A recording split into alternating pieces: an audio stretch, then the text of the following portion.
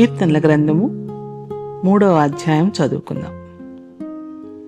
యెహోవా, నన్ను బాధించువారు ఎంతో విస్తరించి ఉన్నారు. నా మీదికి లేచువారు అనేకులు.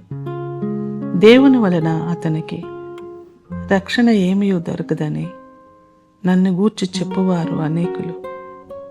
యెహోవా, నీవే నాకు కేడముగాను, నీవే నాకు అతిశయాస్పదముగాను, నా తల ఎత్తువాడుగాను ఉన్నావు. ఎలుగెత్తి నేను యెహోవాకు మొరపెట్టినప్పుడు ఆయన తన పరిశుద్ధ పర్వతం నుండి నాకు ఉత్తరమిచ్చును. యెహోవా నాకు ఆధారము కావున నేను పండుకొని నిద్రపోయి మేలుకొందును. 10,000 మంది దండెత్తి నా మీదికి వచ్చి మోహరించినను నేను భయపడను.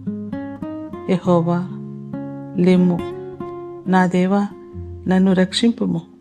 నా శత్రువులందరినీ దవడ ఎముక మీద కొట్టువాడవు నీవే, దుష్టుల పళ్ళు విరగొట్టువాడవు నీవే. రక్షణ యెహోవాది. నీ ప్రజల మీదికి నీ ఆశీర్వాదము వచ్చునుగాక.